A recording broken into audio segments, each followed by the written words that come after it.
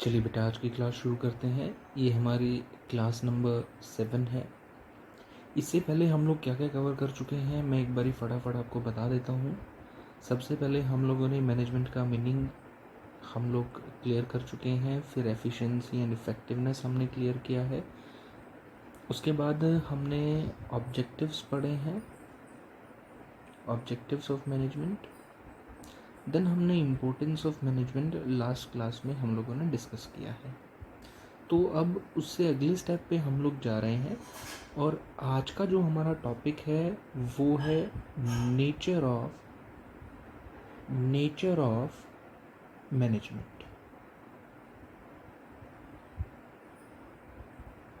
चलिए, तो सबसे इम्पोर्टेंट चीज़ तो ये है कि सबसे पहले ये जान लिया जाए कि नेचर का मीनिंग क्या होता है।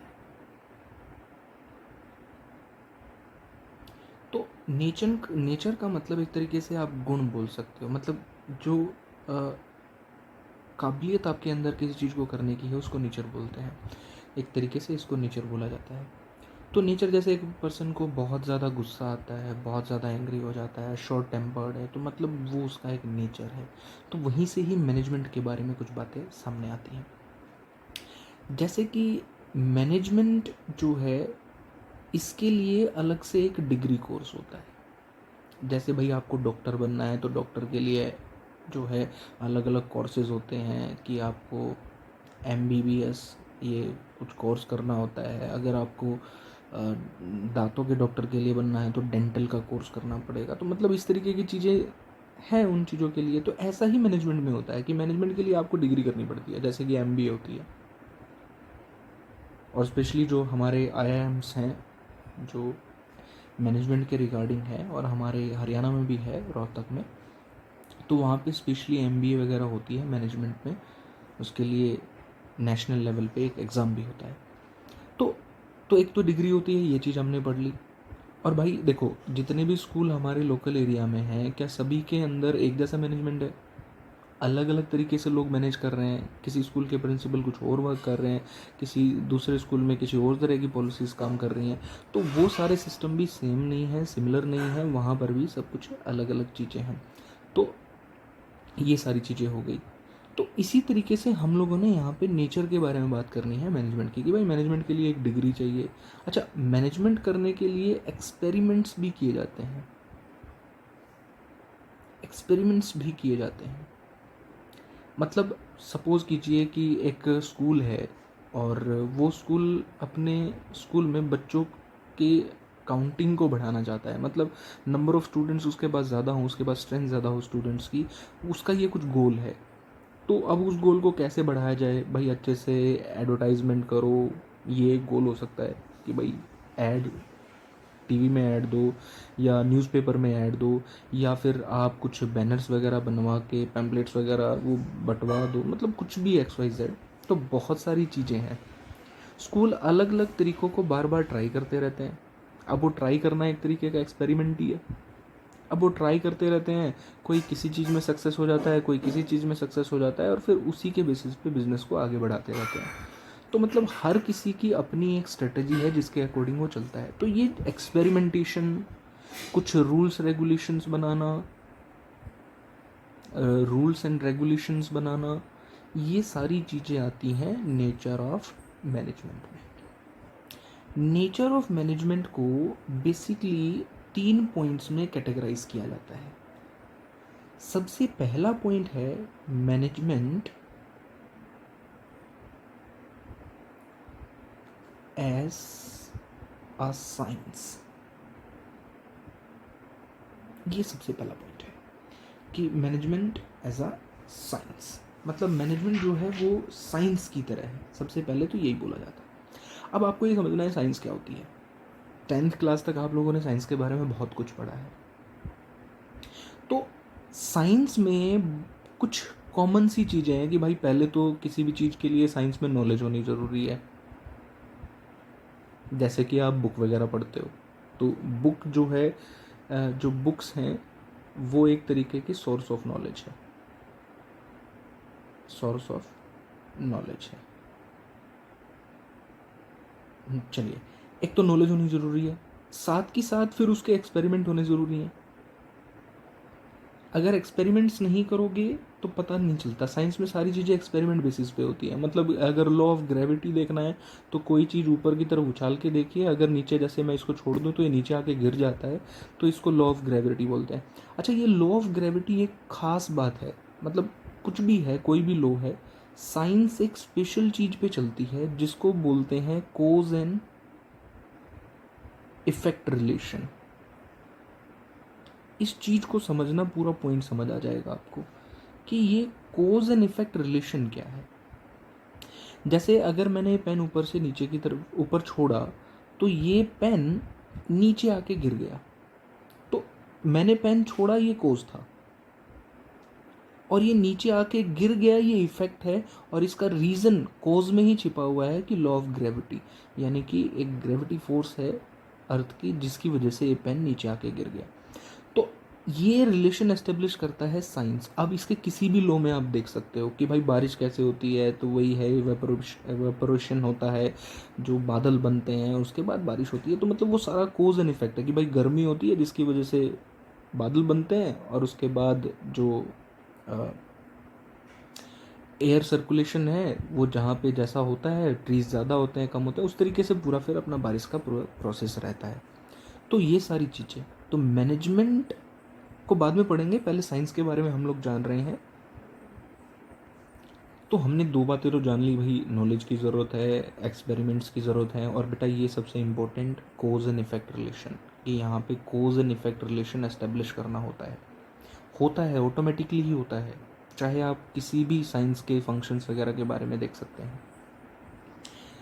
आगे अगर बात करें तो इसमें एक थर्ड पॉइंट और है कि यूनिवर्सल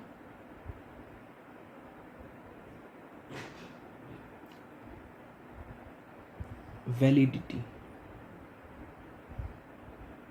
यूनिवर्सल वैलिडिटी, कि ये जितने भी लॉज हैं ये पूरे वर्ल्ड में अप्लाई होते हैं। मतलब लॉ ऑफ ग्रेविटी ये नहीं है कि भाई इंडिया में अप्लाई होता है, यूके में नहीं होता, यूएस में नहीं होता, ये हर जगह अप्लाई होते हैं और सेम सेंस में अप्लाई होते हैं।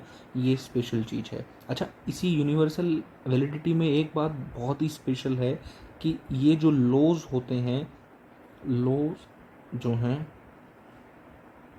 ऑफ साइंस, ये रिजिड होते हैं, मतलब स्टैटिक होते हैं, इनमें चेंज नहीं होता। चेंज होता है तो बेहद ज़्यादा रिसर्च और एक्सपेरिमेंट्स के बाद होता है। तो ये चीज़ें इसमें खास देखने को मिलती हैं। अब हेडिंग को समझो, मैनेजमेंट एज अ साइंस। क्या कुछ साइंस के जो गुण हैं वो मैनेजमेंट में देखने को मिल रहे हैं? मैंने बोला था बेटा, नेचर का मतलब गुण ही होता है। तो क्या जो साइंस में 3-4 चीज़ें आपको देखने को मिली हैं कि नॉलेज की ज़रूरत होती है, एक्सपेरिमेंट्स की ज़रूरत होती है, रिजिड होता है, स्टैटिक होता है, यूनिवर्सल वैलिडिटी होती है, तो क्या ये गुण, साइंस वाले गुण आपको मैनेजमेंट में देखने को मिलते हैं? आपको ये चेक करना है। तो सबसे पहले अगर मैं चेक करूं कि नॉलेज, हाँ भाई मैनेजमेंट के लिए नॉलेज होनी ज़रूरी है, एमबीए का कोर्स करो अच्छा रहता है, या बीबीए करो, बैचलर इन बिजनेस एडमिनिस्ट्रेशन, तो वो भी करो, या फिर master in business administration. Administration मतलब management, master in business administration मतलब एडमिनिस्ट्रेशन मतलब मैनेजमेंट। ऐसे ही बीबीए है, बैचलर इन बिजनेस एडमिनिस्ट्रेशन। इसलिए बोला जाता है बेटा कि अगर कोई बच्चा बीबीए कर रहा है तो उसके बाद मस्ट है कि एमबीए करे, ज़्यादा वैल्यू होती है। अगर एक बच्चा बीकॉम के बाद एमबीए करता है तो वैल्यू इसकी थोड़ी कम मानी जाती है, क्योंकि यहाँ बिजनेस एडमिनिस्ट्रेशन आपने नहीं पढ़ा है। तो यहाँ आप बिजनेस एडमिनिस्ट्रेशन बैचलर डिग्री कर रहे हो और मास्टर डिग्री कर रहे हो, तो ये पूरा एक प्रोसेस बनता है, कभी डिटेल में डिस्कस करेंगे। तो अब आपको चेक करना है क्या जो ये साइंस के प्रिंसिपल्स हैं, जो साइंस से रिलेटेड चीज़ें हैं, क्या ये मैनेजमेंट पे एप्लीकेबल हो रही हैं या नहीं। सिर्फ इसको चेक करना है। इसलिए हम लोग बोल रहे हैं कि मैनेजमेंट एज अ साइंस। तो भाई नॉलेज साइंस में होती है, हाँ जी बिल्कुल होती है। नॉलेज बिना आप कुछ भी नहीं कर सकते, इसलिए आपको बुक्स पढ़ाई जा रही हैं। आप कोई बच्चा इंजीनियरिंग करता है तो उसको 4 इयर्स तक थ्योरेटिकल नॉलेज भी दी जाती है, और बाद में फिर वो प्रैक्टिकल वर्क करता है कंपनी में जाने के बाद, और या अपनी कॉलेज या यूनिवर्सिटी की किसी भी वर्कशॉप में भी वो प्रैक्टिस करता है। तो मैनेजमेंट में क्या थ्योरेटिकल नॉलेज दी जाती है? हाँ जी, बिल्कुल दी जाती है, यहाँ भी नॉलेज होती है, तभी तो हम आपको अभी बिजनेस स्टडी पढ़ा रहे हैं, और बिजनेस स्टडी में स्पेशली मैनेजमेंट पढ़ा रहे हैं, तो बिल्कुल नॉलेज तो है। फिर क्या एक्सपेरिमेंट होते हैं साइंस में? तो मैंने बताया बेटा, होते हैं एक्सपेरिमेंट्स।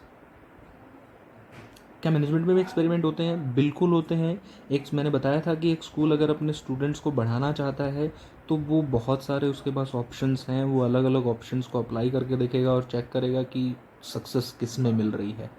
तो भाई इसमें भी एक्सपेरिमेंट्स होते हैं, और इसी के बेसिस पे ही रूल्स रेगुलेशंस बनती हैं।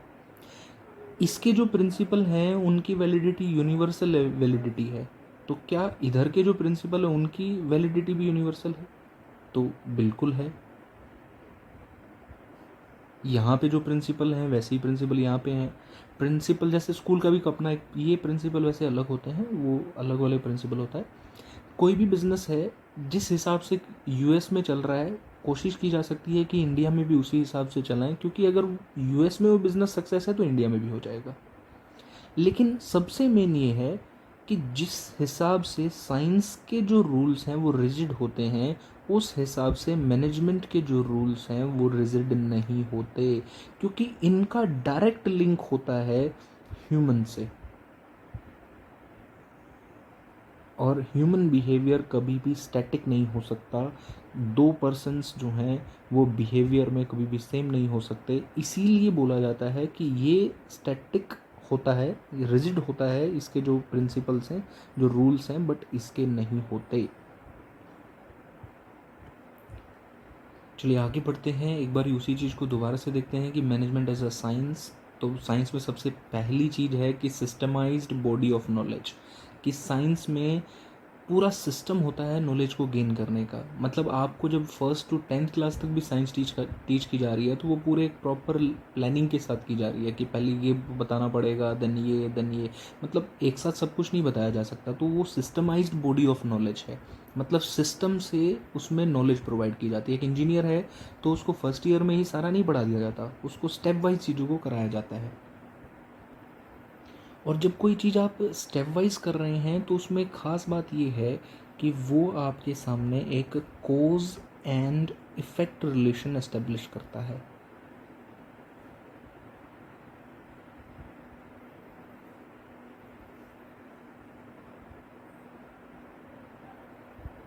कोज एंड इफेक्ट रिलेशन इस्टेब्लिश, ये मैंने पहले भी आपको बताया है बेटा कि ये कोज एंड इफेक्ट रिलेशन सबसे मेन होता है साइंस का करेक्टरिस्टिक्स।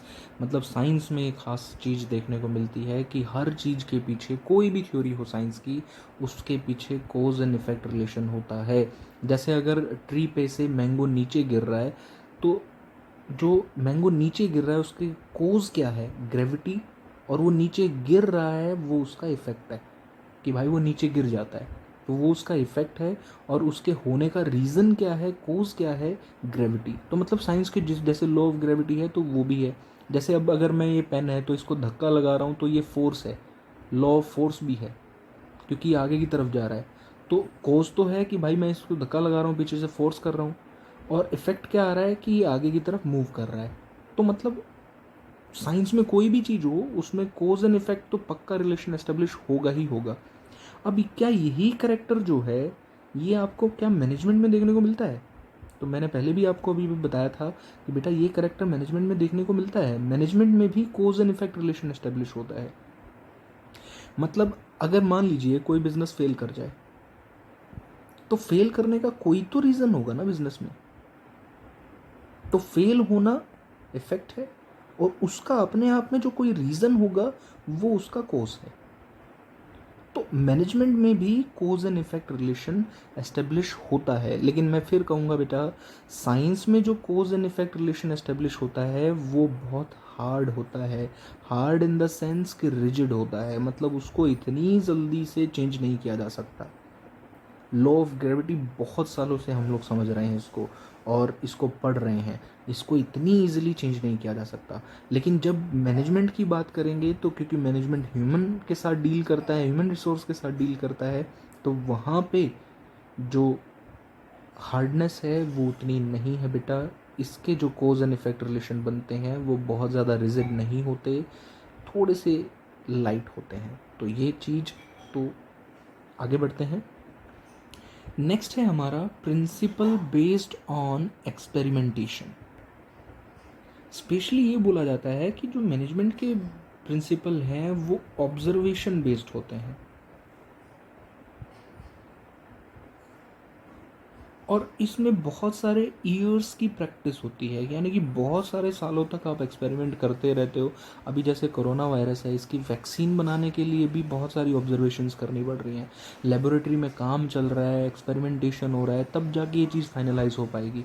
मतलब यहाँ पे प्रिंसिपल्स, यहाँ पे प्रिंसिपल का मतलब है बेटा set of rules and regulation, set of rules and regulation. तो set of rules and regulations कि रूल्स क्या होंगे, किस काम को कैसे किया जाएगा। तो साइंस में वो सारी चीज़ें बेस्ड होती हैं एक्सपेरिमेंटेशन पे, कि आप एक्सपेरिमेंट करते रहते हो, चीज़ों को ऑब्जर्व करते रहते हो, और ये प्रोसेस कॉन्टीन्यूस बेसिस पे सेवरल ईयर्स के लिए चलता रहता है। उसी के बेसिस पे आपके सारे के सारे रिजल्ट्स बनते हैं, रूल्स बनते हैं। जैसे ग्रेविटी का रूल बना है तो वो एक्सपेरिमेंट्स के बेसिस पे बना है। अब लाइट सबसे तेज़ जो है रनिंग स्पीड होती है उसकी, तो वो भी एक्सपेरिमेंटेशन के बेसिस पे ही बना है। तो आगे देखते हैं बेटा मैनेजमेंट में, क्या ये चीज़ें मैनेजमेंट में है। अच्छा, सबसे पहले मैं आपको एक मैनेजमेंट का रूल बताता हूँ। हालांकि हमारे नेक्स्ट चैप्टर में प्रिंसिपल्स हैं मैनेजमेंट के, लेकिन अभी के लिए मैं बताता हूँ। बेटा जैसे मान लीजिए कॉमर्स स्ट्रीम है, तो कॉमर्स स्ट्रीम में बेसिकली हम लोग 3 सब्जेक्ट तो ये पढ़ते ही पढ़ते हैं। जैसे कि आपका बिजनेस स्टडी है, जैसे कि आपका अकाउंट्स है। अगर मैं आपको बताऊं बेटा, तो कॉमर्स में सिर्फ होते 2 ही सब्जेक्ट हैं, बिजनेस एंड अकाउंट्स। इसको जॉइंटली बोला जाता है कॉमर्स। थर्ड सब्जेक्ट है इकोनॉमिक्स। तो अगर इन तीनों के बारे में मैं बात कर रहा हूँ अभी, ये तीनों कॉमर्स स्ट्रीम के ही सब्जेक्ट्स हैं। अगर बेटा आप एक टीचर को रखो, सिर्फ एक सिंगल टीचर, अगर आप एक सिंगल टीचर रखो to teach business study, accountancy as well as economics, तो जो सिंगल टीचर की जो एफिशिएंसी है, मतलब वो काम किस पावर के साथ कर पाएगा, वो डिक्लाइन कर जाएगी बेटा। डिक्लाइन इन द सेंस कि एक पर्सन सारे काम नहीं कर सकता। आप ज़बरदस्ती कराएंगे तो उतनी एफिशिएंसी के साथ, मतलब उतने कॉस्ट इफेक्टिव मैनर में वो काम नहीं हो पाएगा। अगर इसके बजाय कि अगर एक एक टीचर को एक एक सब्जेक्ट दे दिया जाए, तो शायद काम बहुत अच्छे से होगा, मतलब बहुत एफिशिएंटली होगा। ये चीज़ मायने रखती है। तो ये जो प्रिंसिपल्स ड्राइव हुआ है, जिसको एक प्रिंसिपल का मैं नाम यहाँ पे लिख रहा हूँ, डिवीज़न ऑफ वर्क, ये प्रिंसिपल मैनेजमेंट का ड्राइव हुआ है, डिवीज़न ऑफ वर्क। और ये इसी बेसिस पे डिवाइस हुआ है कि भाई एक सिंगल पर्सन सारे काम नहीं कर सकता, इसीलिए आपको डिवीज़न करना होगा वर्क का। तो अगर आप डिवीज़न ऑफ वर्क करते हैं तो काम अच्छे से होगा। तो ये जो प्रिंसिपल ड्राइव हुआ है, ये जो प्रिंसिपल ड्राइव हुआ है, ये एक्सपेरिमेंट्स के बेसिस पे ड्राइव हुआ है। कि पहले के टाइम पे एक एक टीचर को 2-2 सब्जेक्ट्स देखे होंगे, लेकिन उसमें एक चीज़ चेक की होगी कि भाई दोनों सब्जेक्ट्स का रिजल्ट उतना अच्छा नहीं आ रहा, या एक का अच्छा आ रहा है, एक का अच्छा नहीं आ रहा। तो मतलब ये रिजल्ट्स आए होंगे और हम कंक्लूजन पे पहुँचे होंगे कि हमें डिवीज़न ऑफ वर्क करना पड़ेगा, मस्ट है। तो ऐसे बहुत सारे प्रिंसिपल हैं बेटा, एक नहीं है। जैसे अगर मैं कहूँ 2 पर्सन्स को सेम सैलरी ना देना, या एक पर्सन बहुत ज़्यादा मेहनत करता है, एक कम मेहनत करता है, सेम सैलरी देना, तो इस तरह की बहुत सारे एक्सपेरिमेंट है। क्योंकि अगर दोनों को सेम सैलरी दे दोगे, एक बहुत ज़्यादा मेहनत कर रहा है, एक कम मेहनत कर रहा है, तो बेटा वो सेकंड वाला डीमोटिवेट होगा कि मैं भी कम मेहनत करूँ तो अच्छा रहेगा। तो ऐसे बहुत सारे प्रिंसिपल्स हैं जो कि मैनेजमेंट में बने हैं, और वो भी एक्सपेरिमेंट्स के बेसिस पे ही बने हैं, इसलिए बोलते हैं कि प्रिंसिपल बेस्ड ऑन एक्सपेरिमेंट। तो ये जो स्पेशल सी चीज़ है, ये हमें देखने को मिली है, ये साइंस में भी देखने को मिल रहे हैं, और एज वेल एज हमें मैनेजमेंट में भी देखने को मिल रहे हैं। तो आई होप कि आपको ये चीज़ समझ आ गई होगी। नेक्स्ट पे चलते हैं, universal validity.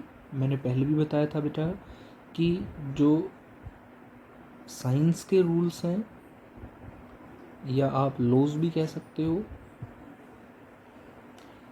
Laws of science are applied.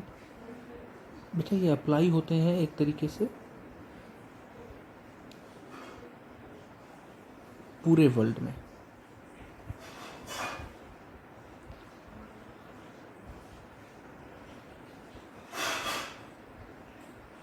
और स्पेशल चीज़ है कि सेम सेंस में होता है। ऐसे ही मैनेजमेंट में है बेटा। तो अब ये जो डिवीज़न ऑफ वर्क मैंने आपको पढ़ाया है ऊपर, ये सिर्फ इंडिया में नहीं होता। यूके, यूएस या फिर जर्मनी, फ्रांस, हर जगह पे होता है। ये करना ही पड़ेगा आपको। तो जिस तरीके से इसके रूल हर जगह अप्लाई हो रहे हैं, इसके भी हर जगह अप्लाई होते हैं। तो यहाँ पे एक चीज़ समझने लायक है कि इसके रूल्स रिजिड होते हैं, मतलब स्टैटिक होते हैं, लेकिन इसके रूल रिजिड नहीं होते बेटा। कुछ स्कूल्स ऐसे हैं जो एक ही टीचर से दो दो सब्जेक्ट टीच कराते हैं और अच्छा भी करा पा रहे हैं और टीचर अच्छा कर भी लेता है। ये डिपेंड करता है ह्यूमन टू ह्यूमन। तो ज़रूरी नहीं है कि ऑलवेज़ ये चीज़ सक्सेस ही हो जाए। इसीलिए कहते हैं डिवीज़न ऑफ वर्क अच्छा है, लेकिन ज़रूरी नहीं कि हर जगह करना ही पड़े। तो इसलिए बोला जाता है कि मैनेजमेंट के जो हैं उतने ज़्यादा रिजिड नहीं होते, स्टैटिक रूल्स एंड रेगुलेशंस नहीं होते जितने कि आपके साइंस के होते हैं। तो कंक्लूज़न में हमें ये देखना है, क्या मैनेजमेंट साइंस है? क्या जो आपका मैनेजमेंट है वो साइंस है? तो इसका आंसर है बेटा नो। क्यों? क्योंकि जो इसके रूल्स हैं वो बहुत ज़्यादा स्टैटिक हैं, रिजिड हैं, एक्सपेरिमेंट बेस्ड है। लेकिन इसके जो रूल्स हैं वो हार्ड नहीं हैं, बहुत सॉफ्ट रूल्स हैं और रिलेटेड टू ह्यूमन बिहेवियर हैं, रिलेटेड टू ह्यूमन बिहेवियर हैं ये रूल्स। इसीलिए ये रूल्स बहुत ज़्यादा स्टैटिक नहीं हैं, रिजिड नहीं हैं, बहुत ज़्यादा सॉफ्ट रूल्स हैं। तो इसीलिए बोला जाता है कि मैनेजमेंट एक प्योर साइंस नहीं है। ध्यान रखना बेटा, प्योर साइंस ये आपका नहीं है। हाँ, ये एक अप्लाइड साइंस है। मतलब अप्लाई होते हैं साइंस के बहुत सारे रूल मैनेजमेंट में, तो ये एक अप्लाइड साइंस है। या आप कह सकते हो कि ये एक इनएग्जैक्ट